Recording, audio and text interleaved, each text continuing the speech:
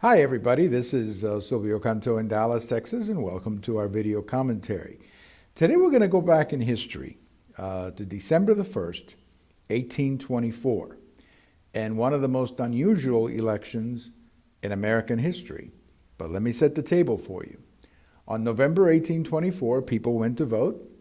It was the end of President Monroe's two pretty good terms. I think he was a pretty successful president by all accounts. Monroe, of course, is known for the Monroe Doctrine that I'm sure many of you remember in your history books. So on the first Tuesday of November, as it was customary, people went to vote across the country, but there was a little problem. There were 4 candidates, but nobody had a majority of the electoral vote. Obviously, you have to have a majority of the electoral vote to win the presidency. The numbers were different back then. For example, today, that would be 271 electoral votes. But nobody had a majority in 1824. There were 4 candidates. The 2 that you probably remember the most are John Quincy Adams, who was in the cabinet of Mr. Monroe, and then Andrew Jackson, who was the famous general of the War of 1812. By the way, John Quincy Adams was the son of the second president, John Adams. John Adams, of course, not only the second president, he was also the first vice president under George Washington. He was also one of the great men, one of the great founding fathers in the Declaration of Independence. So they had the election. Nobody had the majority of the votes. They began negotiating. And as the Constitution says, the election has to go to the House.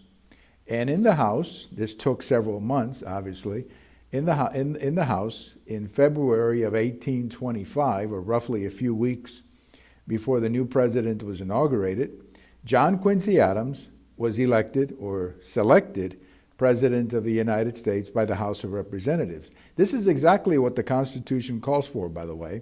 If no one gets the majority of the vote goes to the House of Representatives. And so it was. And in the House of Representatives, what you have is every state has one vote. So you take a vote, and whoever has the majority wins the presidency or becomes the president of the United States. And so it was. John Quincy Adams became number 6, the 6th president of the United States, and Andrew Jackson lost the election. Jackson was not happy about that. It was a very tense transition, if you will, from the election to the day of the presidency. John Quincy Adams did not have a very successful presidency. The country was divided, and there was a lot of tension over the election, so he only served one term. And then in 1828, Andrew Jackson became the 7th president of the United States. Andrew Jackson, by the way, is the man on your $20 bill. The next time you pay for something, that's who I'm talking about. And so it was. The very controversial election of 1824, the first of these controversies. There were other controversies in other elections, like 1876, more recently in 2000, with the Florida recount, and there were others. There have been other controversial elections in American history, but this one was not only controversial, but this one put the Constitution to its first real test. Regarding the rule of law. And what was on the Constitution is exactly what was done. The election went to the House, and in the House, they took a vote, and that was who the next president of the United States is. So that's what happened on this day, in December 1st, 1824.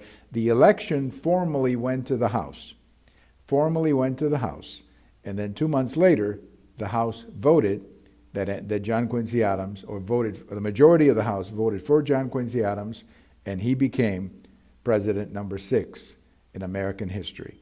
He's also obviously the son of the second president, so that was the first time that happened. We had that happen recently in 2000 when George W. Bush, governor of Texas, was elected president, and his father, George H.W. Bush, number 41, had been president of the United States. So history sometimes repeats itself, doesn't it, in some of these things. Well, thank you for watching. Have a wonderful day. We have all of these commentaries over at YouTube.